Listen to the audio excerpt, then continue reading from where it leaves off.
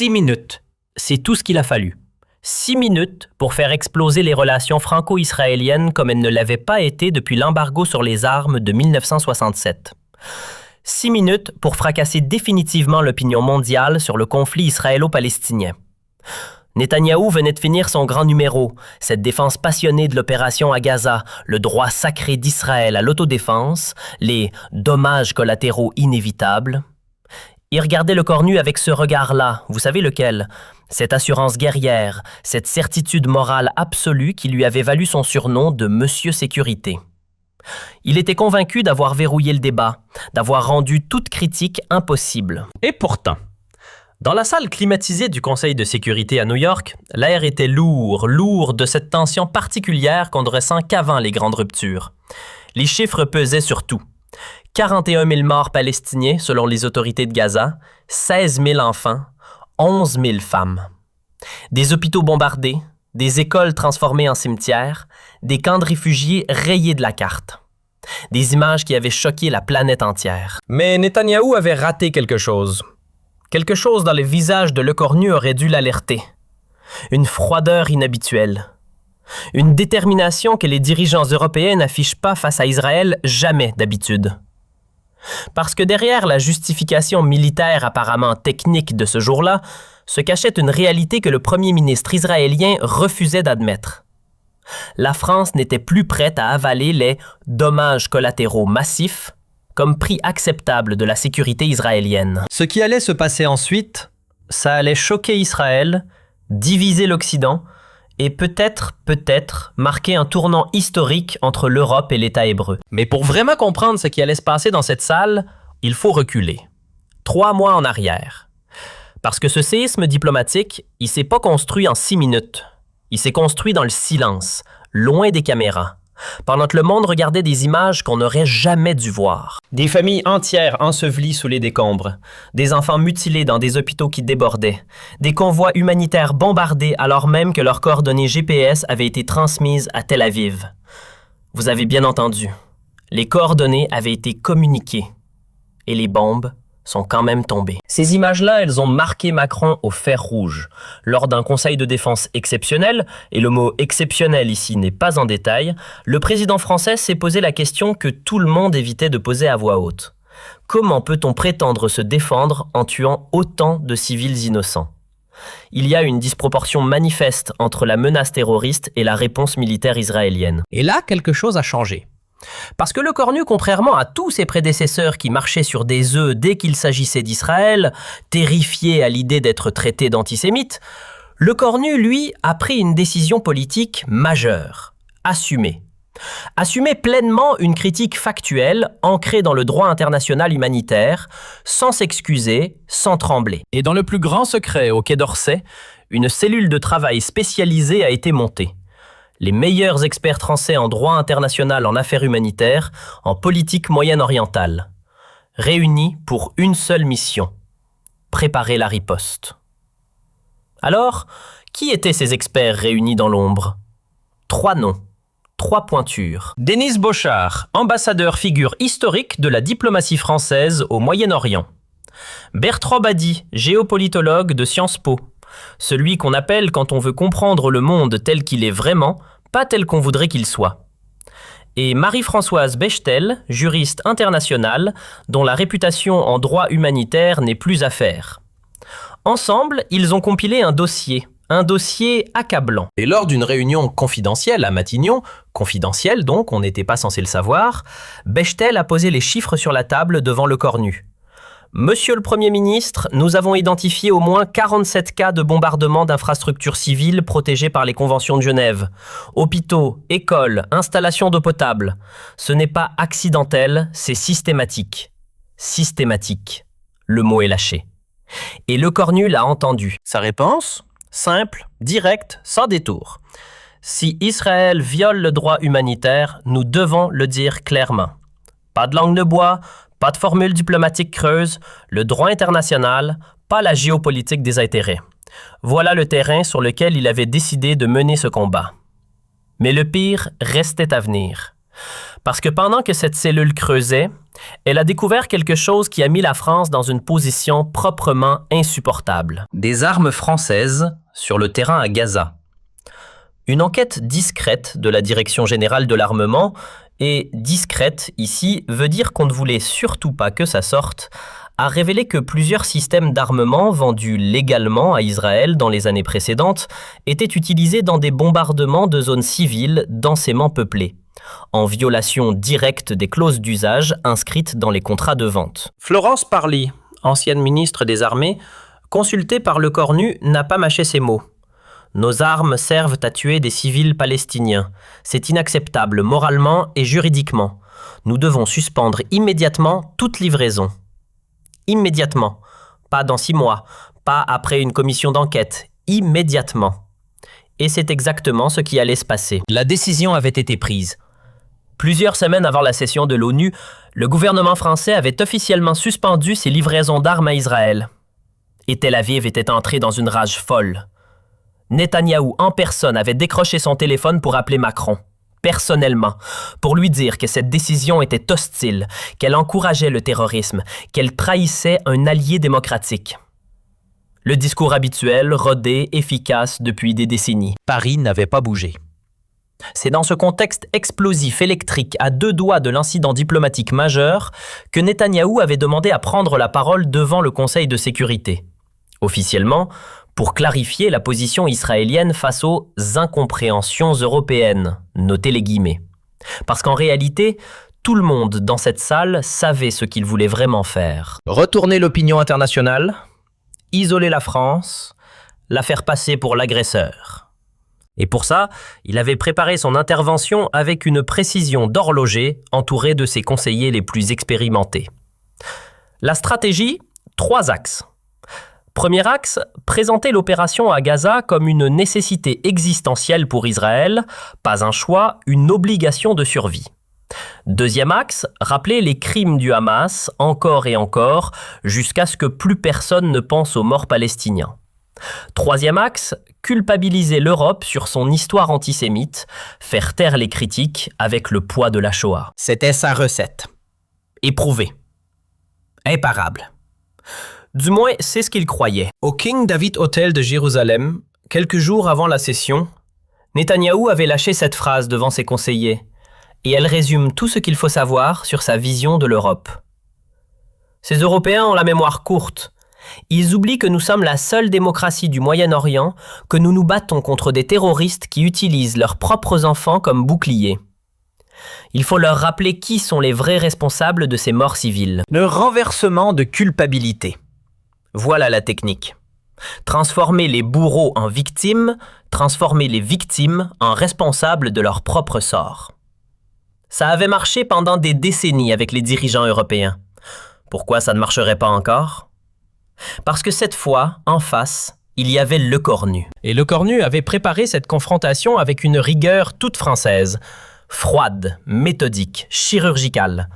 Des chiffres, des témoignages, des analyses juridiques. Chaque violation israélienne du droit international, documentée, vérifiée, prête à être sortie au bon moment.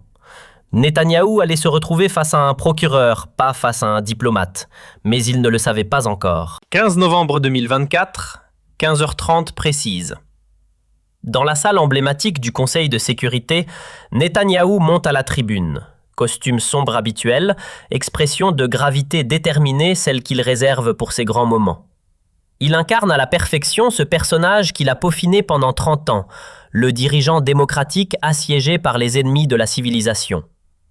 Mesdames et messieurs les représentants des nations, la voix parfaite, la diction impeccable en plusieurs langues. Le show commence. Je me présente devant vous aujourd'hui pour défendre le droit fondamental d'Israël à protéger ses citoyens contre le terrorisme le plus barbare. Et c'est parti. Le discours était parfaitement calibré, et quand je dis parfaitement, je pèse mes mots. Netanyahou alterne avec une précision d'orfèvre, d'un côté le récit personnel poignant sur les victimes israéliennes du 7 octobre, les familles, les enfants, les kibbutzim brûlés. De l'autre, l'analyse géostratégique froide sur la menace iranienne. Émotion, puis raison. Raison, puis émotion. une mécanique rodée. Et au centre de tout, la thèse des boucliers humains. Le Hamas utilise délibérément les civils palestiniens comme boucliers humains. Ils installent leurs rampes de missiles dans les écoles, leurs centres de commandement dans les hôpitaux, leurs dépôts d'armes dans les mosquées. Chaque mort civile palestinien est la responsabilité directe du Hamas, pas de Tsahal. C'est l'argument massu, celui qui permet de tuer des milliers de civils tout en restant moralement irréprochable, du moins en théorie. Ce n'est pas nous, c'est eux. Ils se cachent derrière leurs enfants, nous n'avons pas le choix. Mais Netanyahou ne s'est pas arrêté là, et c'est là qu'il a commis une erreur fatale. Il a franchi une ligne. Nos ennemis comptent sur la sensibilité occidentale aux images de souffrance pour nous faire arrêter notre légitime défense. Ils filment délibérément leur mort. Ils mettent en scène leur douleur. Ils manipulent l'émotion mondiale pour protéger leurs capacités terroristes. Vous avez bien entendu. Les Palestiniens qui meurent sous les bombes, selon Netanyahou, jouent la comédie, mettent en scène, manipulent. Les 16 000 enfants morts, du cinéma. Les familles sous les décombres, de la propagande. Dans la salle, quelque chose a changé. On pouvait le sentir. Et puis, comme s'il voulait s'assurer de déclencher l'apocalypse, il s'est tourné directement vers la délégation française, les yeux dans les yeux. La France et certains pays européens ont choisi de punir la victime plutôt que l'agresseur. En suspendant leur livraison d'armes à Israël, ils affaiblissent notre capacité à nous défendre et encouragent indirectement le terrorisme international. La France, complice du terrorisme, voilà ce qu'il venait de dire, devant le monde entier. Il venait d'ouvrir la cage. Netanyahou a conclu avec le grand final qu'il réserve toujours pour ces moments-là. La voix qui se brise légèrement. Le regard qui se fait lourd d'histoire. L'histoire jugera ceux qui ont soutenu la démocratie israélienne dans sa lutte existentielle contre la barbarie et ceux qui ont préféré les larmes de crocodile à la vérité du terrain. Israël continuera de se défendre avec ou sans le soutien de ceux qui ont oublié les leçons de l'histoire. Les applaudissements ont suivi. Police. Mesuré. Pas le triomphe qu'il espérait. L'Assemblée restait divisée, suspendue, en attente. En attente de lui. Tous les regards se sont tournés vers le porc nu au moment où il a demandé calmement la parole. Calmement, ce mot est important.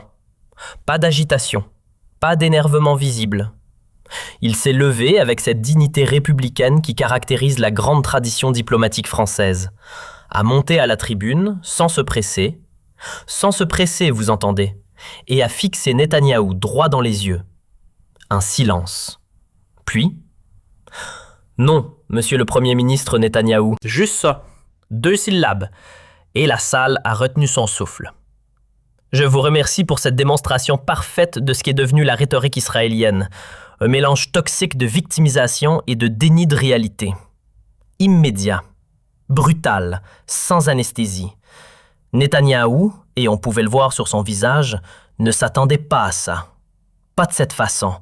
Pas avec cette froideur-là. Il s'est redressé sur son siège, comme quelqu'un qui vient de recevoir une gifle qu'il n'a pas vu venir. Et le corps nu lui a sorti un dossier de sa serviette, méthodiquement, sans trembler.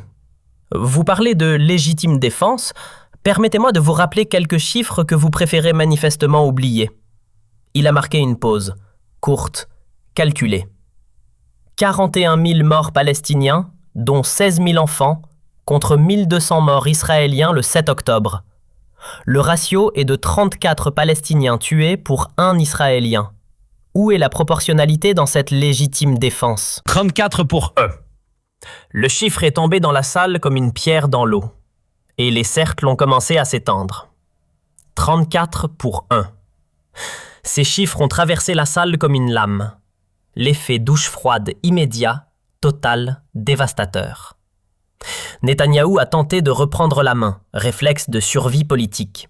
« Monsieur le Premier ministre, vous ne pouvez pas comparer. » Et là, et c'est ce moment précis qui a tout changé. Le corps nu l'a coupé, sec, sans hésitation, sans politesse excessive. « Si, monsieur Netanyahou, je peux et je dois comparer. C'est exactement cela le droit international humanitaire. Pas de débat, pas de négociation sur les termes. La règle du jeu venait d'être posée et Netanyahou n'en était plus l'arbitre. Le cornu a continué, méthodique, implacable. Vous invoquez les boucliers humains. Très bien. L'ONU a enquêté sur 47 bombardements d'hôpitaux, d'écoles et d'installations humanitaires. Dans aucun cas, aucun Tsahal n'a pu prouver la présence du Hamas dans ces bâtiments au moment des frappes. Aucun. Le mot a résonné. Dans la salle des délégués se regardaient. Des faits que la propagande israélienne avait soigneusement enterrés depuis des mois remontaient à la surface devant le monde entier en temps réel. Mais le cornu n'avait pas encore sorti sa cartouche la plus explosive. Parlons maintenant de votre accusation la plus ignoble. Il a laissé le mot ignoble suspendu dans l'air une seconde de trop, intentionnellement. Vous osez prétendre que les Palestiniens mettent en scène leur souffrance.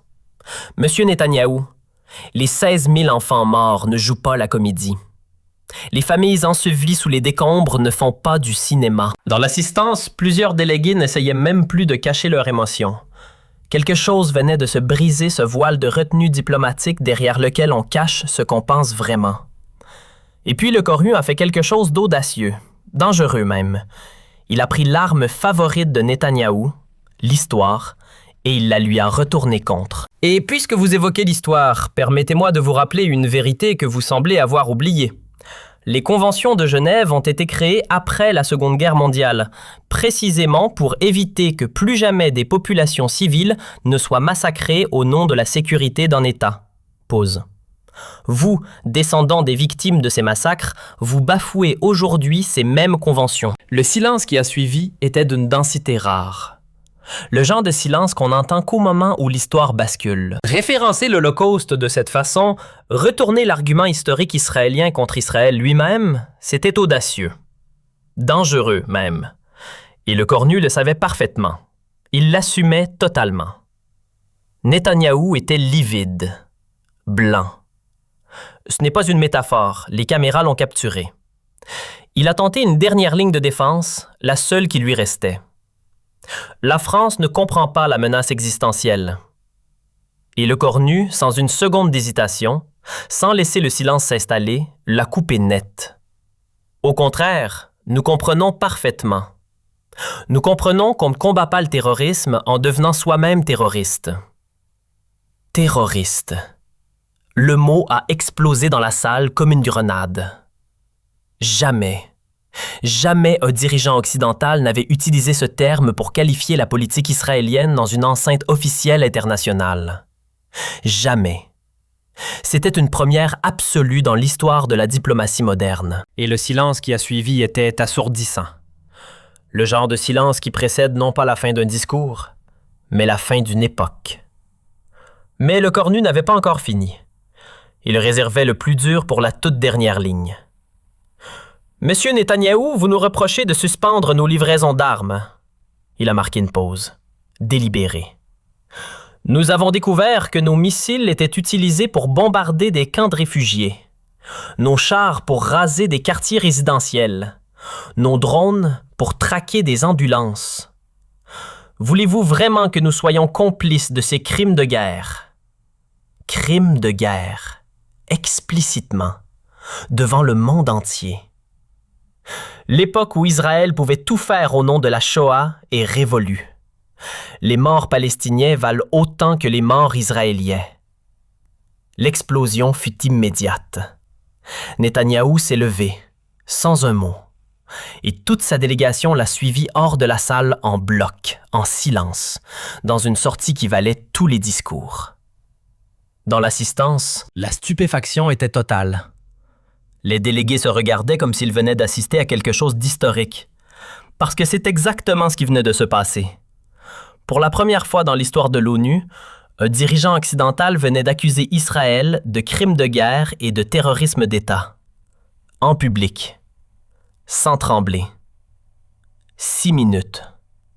C'est tout ce qu'il avait fallu. L'onde de choc a été planétaire et immédiate. En Israël d'abord, et là, aucune surprise, c'est l'explosion totale. Les médias hébreux ont sorti leur plus gros caractère. La France déclare la guerre à Israël. Le cornu, le nouveau Hitler. L'antisémitisme français revient au galop. Le gouvernement israélien a rappelé son ambassadeur à Paris dans les heures qui ont suivi. Toute coopération avec la France suspendue, immédiatement. Voilà pour la réaction prévisible. Mais de l'autre côté de la Méditerranée, et c'est là que les choses deviennent fascinantes, c'est l'effet inverse. Du Maroc à l'Irak, des millions de personnes dans le monde arabe ont regardé ces 6 minutes en boucle. Les manifestations de soutien à Le Cornu ont éclaté dans toutes les capitales. Pour la première fois depuis des décennies, un dirigeant occidental avait dit publiquement ce que des centaines de millions de personnes pensaient tout bas depuis des années. Vous mesurez ce que ça représente ? En Europe, c'est plus nuancé, comme souvent. L'Allemagne et l'Italie ont exprimé leur inquiétude face à l'escalade verbale. Les pays nordiques ont approuvé discrètement, comme ils font toujours. L'Espagne et l'Irlande, elles, ont apporté leur soutien explicite à Paris. Pas de langue de bois, pas de formule creuse, explicite. Et puis, et ça personne ne l'avait vraiment prévu, les États-Unis. L'establishment politique américain a condamné massivement, évidemment. Mais dans l'opinion publique, chez les jeunes, chez les progressistes, une partie significative a salué le courage de dire enfin la vérité.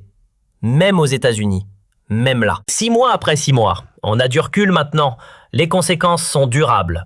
Les relations franco-israéliennes sont au bord de la rupture totale. Mais la France a gagné quelque chose qu'on n'achète pas avec des traités et des accords commerciaux. Une crédibilité morale dans le monde musulman et auprès d'une partie croissante de l'opinion occidentale. Certains diront que Le Cornu a tout perdu ce jour-là. D'autres diront qu'il a tout gagné. La vérité, comme toujours, dépend de ce qu'on considère avoir de la valeur. L'histoire retiendra ces 6 minutes. Pas 12. Pas 30. 6 minutes chrono pour briser un tabou vieux de plusieurs décennies et ouvrir une brèche dans laquelle toute la critique occidentale d'Israël allait finalement pouvoir s'engouffrer. Le Monde l'a écrit le lendemain et la formule est restée. En 6 minutes, Le Cornu a dit tout haut ce que beaucoup pensaient tout bas depuis des années. Il a rappelé au monde que la souffrance humaine n'a pas de nationalité et que le droit international doit s'appliquer à tous, y compris à Israël. Y compris à Israël. 3 mots qui changent tout. Mais voilà ce que les caméras n'ont pas montré, ce que les journaux n'ont pas raconté, ce que très peu de personnes connaissaient vraiment au moment où le monde regardait Le Cornu démonter Netanyahou en temps réel. Derrière ces 6 minutes spectaculaires se cachait une préparation de plusieurs mois, méthodique, secrète, d'une rigueur absolue. Parce que cette confrontation historique, elle n'est pas née dans la salle du Conseil de sécurité ce 15 novembre. Elle est née 5 mois plus tôt, dans les bureaux feutrés du Quai d'Orsay, quand les premières images insoutenables de Gaza avaient commencé à traverser les écrans français et européens. Et c'est cette histoire-là, l'histoire secrète de l'offensive française que je vais vous raconter maintenant. Alors, qu'est-ce qui a tout déclenché? Quel est le moment précis où la France a décidé que ça ne pouvait plus continuer comme avant? C'est un rapport confidentiel de Médecins sans frontières, transmis directement à l'Élysée en juin. Pas aux médias, pas au Parlement, directement à l'Élysée. Et ce rapport, rédigé avec cette précision clinique froide qui caractérise les médecins de terrain, ne parlait pas de dommages collatéraux. Il parlait de schémas de fragmentation compatibles avec des munitions antipersonnelles, de brûlures caractéristiques des armes au phosphore blanc, d'amputations traumatiques suggérant l'usage d'armes à sous-munitions, des armes conçues pour maximiser les souffrances. Ce n'est pas moi qui le dis, c'est MSF. Et derrière ce rapport, il y avait un homme, le docteur Xavier Emmanuelli, cofondateur de MSF, celui qui a vu des guerres que vous et moi ne pouvons pas imaginer. Il a demandé une réunion d'urgence à l'Élysée, et devant Macron, il a dit, calmement, parce que les gens qui ont tout vu parlent toujours calmement. « Monsieur le Président, ce que nous voyons à Gaza n'est pas de la guerre urbaine classique. C'est de l'extermination systématique de civils avec des armes conçues pour maximiser les souffrances. Nos équipes sont formées aux conflits les plus durs. Elles n'avaient jamais vu une telle barbarie organisée. Jamais vu. Des médecins de MSF. Jamais vu. » Macron a encaissé. Et devant ses conseillers, il a posé la question que personne dans les palais du pouvoir occidental n'osait poser à voix haute. Comment des démocraties occidentales peuvent-elles fermer les yeux sur de telles horreurs? Si nous ne disons rien, nous devenons complices de ces crimes. Complices. Le mot était lâché. Et une fois qu'il est lâché dans un bureau de l'Élysée, il ne disparaît plus. Il devient une obligation. Cette indignation présidentielle, elle ne s'est pas évaporée au lendemain de la réunion. Elle s'est transformée en quelque chose de concret, de structuré, d'opérationnel. Catherine Colonna, ministre des Affaires étrangères, a reçu ces instructions. Et elle a fait ce que font les grands commis de l'État français quand ils reçoivent des instructions claires. Elle a constitué une cellule de crise, spécialisée, dédiée exclusivement au suivi des violations du droit international humanitaire à Gaza. L'objectif, double, et les deux volets sont importants. Premier volet, documenter, méthodiquement, chaque frappe sur un hôpital, chaque école détruite, chaque convoi humanitaire ciblé. Construire un dossier d'accusation irréfutable, pièce par pièce, preuve par preuve. Deuxième volet, préparer la réponse. Une réponse diplomatique française à la hauteur, et cette expression compte, à la hauteur de la gravité de la situation. Maintenant, regardons qui a été mis dans cette cellule. Parce que là, franchement, c'est du lourd. Denis Bochart, ancien ambassadeur de France en Syrie, légende vivante de la diplomatie française au Moyen-Orient. Il prend en charge l'aspect politique. C'est lui qui connaît les acteurs, les réseaux, les lignes rouges, les vraies, pas celles qu'on affiche en public. Marie-Françoise Bechtel, juriste internationale de renommée mondiale. Elle supervise l'analyse juridique. C'est elle qui va transformer les faits bruts en violations caractérisées du droit international. Chaque bombardement devient un article de convention. Chaque mort civile devient une pièce au dossier. Le général Vincent Desportes, ancien directeur de l'école de guerre. L'expertise militaire pure. Celui qui peut regarder une frappe et dire exactement quelle arme a été utilisée, pourquoi et si c'était militairement justifiable ou non. Et Leila Daklia, historienne du CNRS, spécialiste du monde arabe. Elle fournit le contexte géopolitique parce qu'on ne comprend pas ce qui se passe à Gaza sans comprendre ce qui s'est passé avant et encore avant. 4 profils, 4 expertises, une seule mission. Construire le dossier qui allait changer l'histoire. Lors de la première réunion de cette cellule à Matignon, Bechtel a posé les bases, clairement, sans détour. Monsieur le Premier ministre, nous nous trouvons face à une situation juridique claire. Les attaques systématiques contre les infrastructures civiles, les hôpitaux, les écoles et les lieux de culte constituent des violations caractérisées du droit international humanitaire. Article 8 du Statut de Rome, 4e Convention de Genève, protocole additionnel. Tout y est. Tout y est. 3 mots qui signifient « il n'y a pas de zone grise, il n'y a pas d'ambiguïté juridique, il n'y a pas de débat d'interprétation possible. C'est écrit, c'est codifié, c'est violé. » Et le dossier construit pour étayer cette analyse, 800 pages. Pas un résumé, pas une note de synthèse. 800 pages de preuves, rapports des organisations internationales épluchés ligne par ligne, témoignages des ONG présentes sur le terrain, recoupés et vérifiés, images satellites du Centre national d'études spatiales, analysées avec une précision militaire. 800 pages d'accablant. Mais parmi tous les cas documentés, il y en a un qui résume tout. Un qui rend toute discussion sur la nécessité militaire proprement obscène. L'hôpital Al-Shifa. L'analyse française, géolocalisation donnée en temps réel, témoignages médicaux croisés, démontre que la frappe a eu lieu pendant une opération chirurgicale sur des enfants. Pendant. Pas avant, pas après. Pendant l'opération. Résultat, 23 patients tués. 11 membres du personnel médical tués. Et la conclusion de l'expert juridique français est tombée comme une sentence. C'est un crime de guerre caractérisé. Aucune justification militaire ne peut légitimer une telle barbarie. Aucune. Le mot est absolu. Et dans la bouche d'un juriste international qui a passé sa carrière à peser chaque terme, aucune, ça veut dire exactement aucune. Mais le dossier ne s'arrêtait pas au crime. Il y avait une deuxième couche, plus choquante encore, l'origine des armes. L'enquête française avait remonté la chaîne, et ce qu'elle avait trouvé était proprement insupportable. Plusieurs systèmes d'armement vendus légalement à Israël par des entreprises européennes, Thales, MBDA, des noms que vous connaissez, étaient utilisés dans des bombardements de zones civiles, en violation flagrante des clauses d'usage humanitaire inscrites dans les contrats de vente.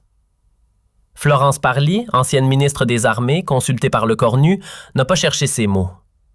Nos missiles Mika et nos bombes guidées AASM servent à tuer des enfants palestiniens. C'est un détournement criminel de nos technologies de défense. Nous devons immédiatement suspendre toute coopération militaire avec Israël. Nos armes, nos missiles, nos bombes, pour tuer des enfants. C'est ça qui a tout verrouillé. Septembre 2024, la France suspend ses livraisons d'armes à Israël. Netanyahou répond avec un communiqué rageur « La France privilégie les terroristes aux démocrates. Paris ne bouge pas d'1 millimètre. » Mais l'équipe de Le Cornu ne s'est pas arrêtée à documenter les crimes. Elle a fait quelque chose de plus intelligent encore. Elle a disséqué la machine de propagande israélienne pour comprendre exactement comment Israël échappait aux sanctions depuis des décennies malgré ses violations répétées. Un journaliste spécialisé dans les questions palestiniennes a été discrètement consulté et sa réponse a été d'une clarté chirurgicale. Israël utilise systématiquement 3 techniques de manipulation. La victimisation permanente, l'inversion des responsabilités et le chantage à l'antisémitisme. Dès qu'on critique leurs actions, ils sortent la Shoah, accusent leurs critiques de complicité avec le terrorisme et retournent la culpabilité. 3 techniques, rodées, imparables jusqu'ici. Netanyahou va utiliser sa rhétorique habituelle, avait prédit l'équipe française.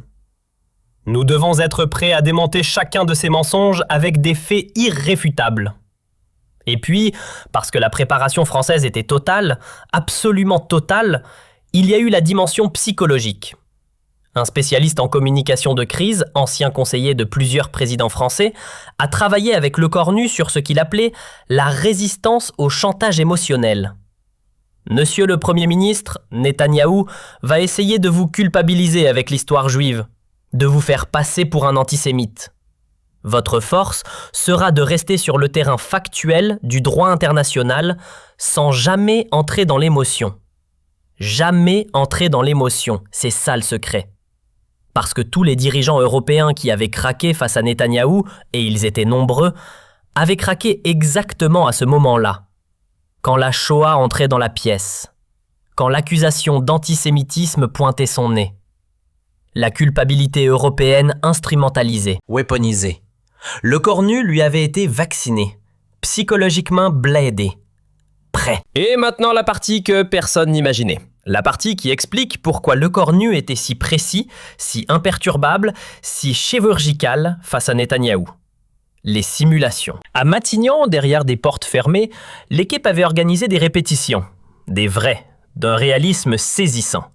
Et pour jouer Netanyahou, pour incarner ses tics de langage, ses arguments, ses techniques de chantage, ils avaient choisi Denis Bochart, l'ambassadeur, celui qui connaissait Netanyahou mieux que quiconque dans la pièce.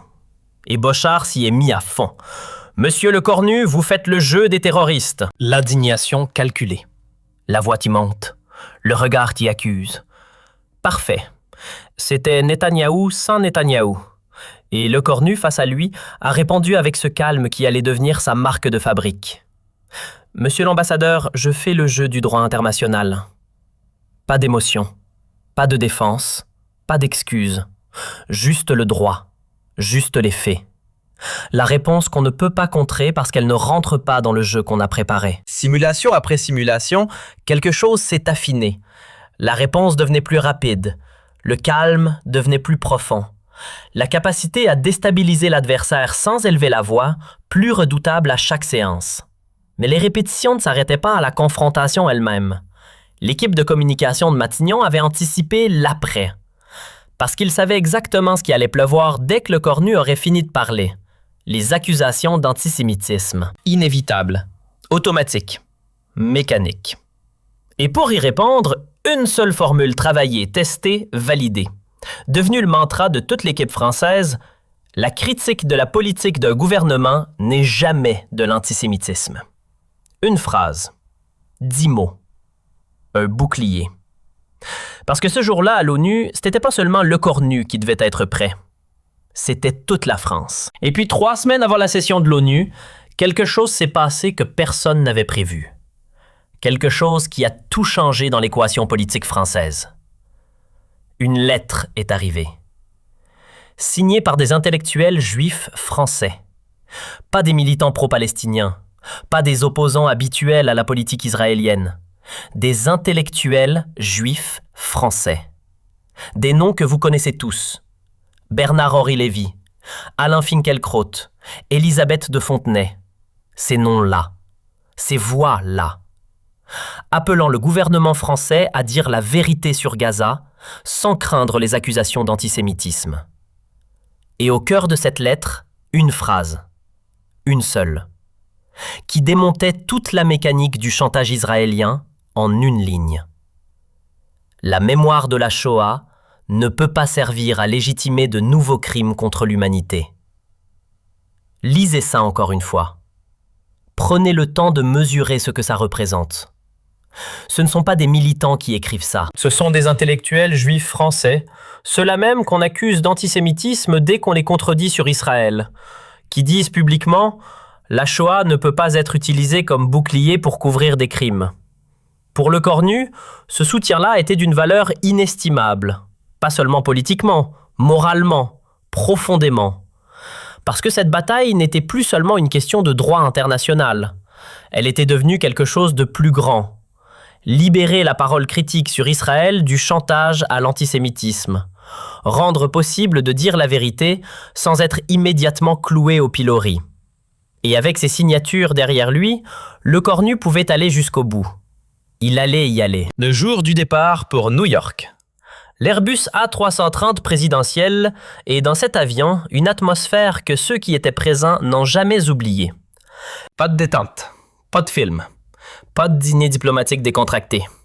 8 heures de vol, 8 heures de révision intensive. Le Cornu avec son dossier. Les chiffres les plus percutants mémorisés jusqu'au réflexe. Les formules les plus incisives répétées jusqu'à ce qu'elles coulent de source. Son équipe autour de lui, pas comme des collaborateurs, comme des préparateurs avant un combat historique. Et à un moment, pendant ce vol, Denis Beauchard s'est penché vers lui et il lui a dit quelque chose qui résume tout ce que cette journée représentait vraiment.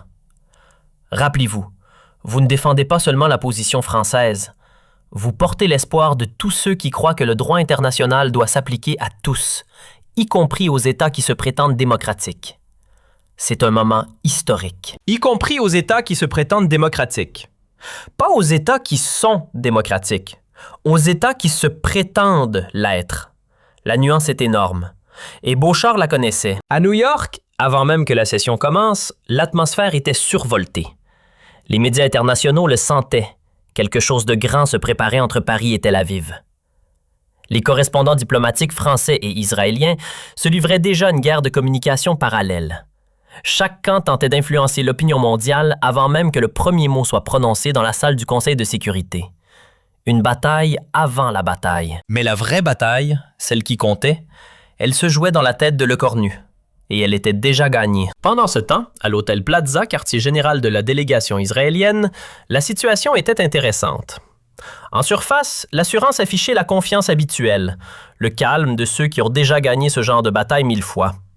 Mais en dessous, l'inquiétude était palpable. Les services de renseignement israéliens avaient intercepté des signaux. Ils savaient que les Français préparaient quelque chose, une offensive diplomatique majeure. Mais l'ampleur exacte du dossier, les 800 pages, les analyses satellites, les témoignages médicaux croisés, la préparation psychologique, ça, ils ne le soupçonnaient pas. Et Ron Dermer, conseiller stratégique de Netanyahou, a commis l'erreur fatale. Celle que font tous ceux qui sous-estiment leur adversaire. Les Français vont probablement critiquer notre opération militaire comme d'habitude. Nous répondrons avec nos arguments habituels sur le droit à l'autodéfense et les boucliers humains du Hamas. C'est une routine diplomatique. Une routine diplomatique. Voilà comment ils voyaient ça. Une routine. Comme les dizaines de fois précédentes où les Européens avaient protesté, grondé, puis plié. Cette sous-estimation allait leur coûter très cher. Et pendant que le camp israélien se préparait à une routine la veille de la confrontation, Le Cornu recevait un message. Inattendu. D'Antonio Guterres lui-même, secrétaire général de l'ONU. Discret, forcément, mais réel. Monsieur le Premier ministre, l'ONU attend depuis trop longtemps qu'un État membre ait le courage de dire publiquement ce que nous pensons tous en privé. Il est temps de rappeler à tous que le droit international n'a pas de nationalité. Ce que nous pensons tous en privé. Guterres, le secrétaire général de l'ONU. Qui dit en privé à Le Cornu que tout le monde sait, tout le monde voit, mais personne n'ose dire. Jusqu'à demain. Ce message a galvanisé Le Cornu d'une façon que rien d'autre n'aurait pu faire. Parce qu'il ne représentait plus seulement la France, il portait quelque chose de plus grand, la conscience internationale face aux violations massives du droit humanitaire.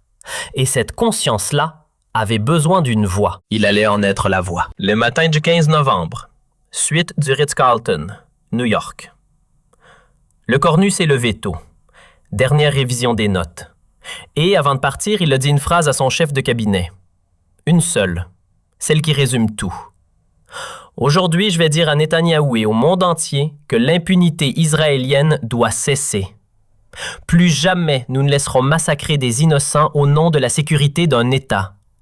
Plus jamais. 2 mots qui ont le poids de l'histoire. Au siège de l'ONU, dès l'arrivée, c'est l'effervescence. Plus de 400 journalistes accrédités, un record absolu pour un débat sur le Moyen-Orient. Devant le bâtiment, les manifestants pro-palestiniens et pro-israéliens face à face, la tension palpable jusque dans l'air. À l'intérieur, dans la salle historique du Conseil de sécurité, une atmosphère que les diplomates présents comparaient à celle d'un grand procès international.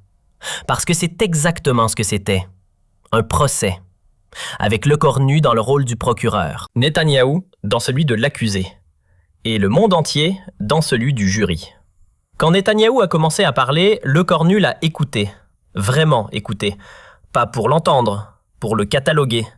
Chaque justification israélienne, chaque tentative de minimisation, chaque technique de retournement de culpabilité, mentalement indexée, étiquetée, préparée à la réfutation. Et dans sa tête, une pensée. Il développe exactement la rhétorique que nous avions prévue. Victimisation, bouclier humain, accusation contre les critiques. Je vais pulvériser tout cela point par point. Netanyahou, en croyant attaquer, construisait lui-même les ouvertures dont Le Cornu avait besoin. Chaque justification des massacres civils, une ouverture. Chaque accusation de mise en scène palestinienne, une ouverture. Chaque attaque contre la France, une ouverture. Il lui offrait le match sur un plateau. Et alors, seulement, alors Le Cornu s'est levé. Et il a utilisé chaque révélation, chaque preuve, chaque argument comme une arme chirurgicale. Pas pour blesser, pour démolir. Méthodiquement, définitivement. Devant la communauté internationale tout entière. 6 minutes.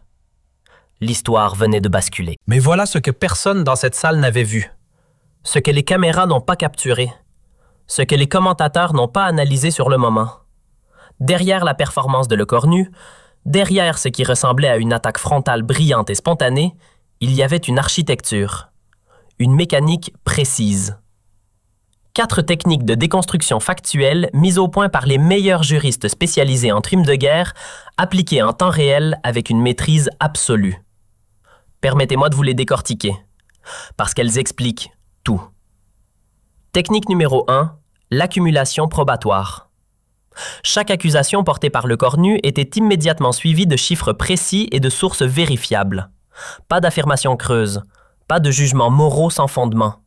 Des faits, des données, des preuves, rendant toute dénégation crédible proprement impossible.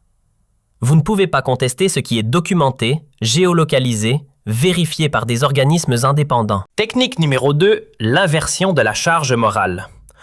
Au lieu de se défendre contre les accusations israéliennes, ce que tous les dirigeants européens faisaient habituellement, se retrouvant ainsi en position de faiblesse, Le Cornu a retourné la table. C'est Netanyahou qui se retrouvait en position d'accusé. C'est lui qui devait justifier. C'est lui qui était sur le banc. Un renversement total de la dynamique. Technique numéro 3. La démystification des boucliers humains. L'argument central de la propagande israélienne depuis des décennies, Le Cornu l'a détruit avec une seule révélation. L'ONU n'avait trouvé aucune preuve de présence du Hamas dans les bâtiments bombardés. Aucune. L'édifice entier s'effondre sur ce mot. Technique numéro 4. L'universalisation du droit. En rappelant que les conventions de Genève avaient été créées après l'Holocauste, Le Cornu retournait l'argument historique israélien contre Israël lui-même. La Shoah comme origine du droit humanitaire, pas comme bouclier contre sa violation. Un retournement magistral. 4 techniques. Une architecture invisible. Une victoire totale. Et ces 7 maîtrises techniques, ces 4 techniques appliquées simultanément en temps réel, sans fléchir une seule seconde, qui expliquent pourquoi l'impact a été si dévastateur. Pas seulement politiquement, intellectuellement, juridiquement. Parce que ce n'était pas une attaque politique brillante. C'était une leçon magistrale de déconstruction juridique d'une propagande d'État. Nuance énorme. Et l'onde de choc qui a suivi, elle a dépassé toutes les prévisions françaises. Toutes. En quelques heures, les extraits de la confrontation étaient traduits en 43 langues. 43. Diffusés sur tous les continents. Les universités de droit international n'organisaient plus leurs cours habituels. Elles organisaient des débats d'urgence pour analyser ce qui venait de se passer. À Harvard, le professeur Noah Feldman a dit ce que tout le monde pensait, mais n'osait pas formuler aussi clairement. En 6 minutes, Le Cornu a fait ce que des décennies de diplomatie n'avaient pas réussi. Briser le tabou de la critique publique d'Israël par un dirigeant occidental. Des décennies, en 6 minutes. À Oxford, la professeure Christine Bell est allée encore plus loin dans l'analyse. C'est un tournant dans l'application du droit international. Plus jamais un État ne pourra invoquer son histoire pour échapper à ses responsabilités présentes. Plus jamais. Encore ces 2 mots. Mais c'est peut-être la réaction des grands juristes internationaux qui a été la plus significative parce que ces gens-là ne s'enflamment pas facilement. Mary Robinson, ancienne présidente de l'Irlande, spécialiste mondiale des droits humains, a dit que Le Cornu avait libéré la parole juridique sur Israël. Pas débloqué, pas ouvert, libéré. Le mot choisi avec précision. Richard Falk, ancien rapporteur spécial de l'ONU pour les territoires palestiniens, celui qui a passé des années à documenter ce que personne ne voulait entendre, a simplement salué le courage français de dire enfin la vérité juridique. Enfin, après tout ce temps. Et puis, quelque chose s'est passé que personne n'avait prévu. Pas même l'équipe française. L'effet domino. L'Espagne d'abord. Annonce officielle, suspension des livraisons d'armes à Israël dans la lignée de l'exemple français. Pas d'excuses. Pas de formule diplomatique alambiquée. Dans la lignée de l'exemple français. 5 mots qui valent tous les discours. L'Irlande ensuite. Elle ne s'est pas contentée de suspendre des livraisons. Elle a déposé une plainte à la Cour internationale de justice, accusant Israël de génocide. Le mot est là, noir sur blanc, dans un document juridique officiel. La Belgique. Une enquête ouverte pour crimes de guerre contre des dirigeants israéliens. Des noms, des charges, une procédure. 3 pays en quelques semaines. La révolution juridique française avait traversé les frontières. 6 mois après, et on peut maintenant dresser un bilan. Les conséquences géopolitiques sont majeures et durables. Les relations franco-israéliennes rompues. Officiellement, sans ambiguïté. Mais voilà ce que les partisans d'Israël n'avaient pas prévu en perdant Israël. La France a gagné quelque chose d'infiniment plus précieux à l'échelle mondiale. Une influence morale considérable dans le monde musulman. Une crédibilité croissante auprès de l'opinion occidentale, notamment chez les jeunes, cette génération qui a grandi avec les images de Gaza sur ses écrans et qui ne comprend pas pourquoi le monde se taisait. Et plus important que tout, plus important que les relations diplomatiques, plus important que les contrats d'armement perdus, l'affaire Gaza avait accéléré quelque chose d'historique. L'émergence d'une justice internationale enfin équitable. L'idée révolutionnaire, apparemment, que le droit international s'applique à tous, sans exception, sans privilège, sans histoire suffisamment douloureuse pour acheter l'impunité. Le monde venait de changer. Et Le Cornu en avait été le détonateur. Et puis est venu le moment culminant, celui qui a transformé un discours de 6 minutes en révolution permanente. L'Assemblée générale. Pour la première fois dans l'histoire des Nations Unies, et je pèse chaque mot, 94 pays ont adopté une résolution reconnaissant les crimes de guerre systématiques commis à Gaza et demandant des réparations pour les victimes palestiniennes. 94 pays, une majorité écrasante. Ce n'est plus un pays isolé qui parle. Ce n'est plus la France contre Israël. C'est la communauté internationale qui dit officiellement, juridiquement, irrévocablement, ce qui s'est passé à Gaza a un nom. Et ce nom implique des conséquences. William Schabas, ancien président de la commission d'enquête de l'ONU sur Gaza, quelqu'un qui a consacré sa carrière à comprendre exactement ce genre de situation, a résumé ce basculement en une formule qui va rester. L'effet Lecornu a libéré la justice internationale. Désormais, aucun État ne peut plus invoquer son statut de victime historique pour échapper à ses crimes présents. L'effet Lecornu. Voilà, c'est entré dans le vocabulaire juridique international, comme ça, en 6 mois. Et Lecornu lui-même, le Premier ministre français, qui était monté à cette tribune sans certitude de survivre politiquement à ce qu'il allait dire, était devenu quelque chose qu'il n'avait probablement pas cherché à devenir, un symbole mondial, de la résistance à l'impunité, de l'application équitable du droit international. Son discours du 15 novembre 2024, ces 6 minutes, était désormais étudié dans toutes les facultés de droit de la planète, comme un modèle de courage moral et de rigueur juridique. 6 minutes pour changer d'histoire. Décembre 2025. Cérémonie de remise du prix des droits de l'homme de l'ONU. Le jury a rendu un hommage public à Lecornu. Et la formulation choisie, chaque mot pesé, mesuré, choisi avec la précision qu'on réserve à l'histoire, disait ceci. Son action pour la défense du droit international humanitaire face aux crimes de guerre honorait l'humanité et inspirait les générations futures.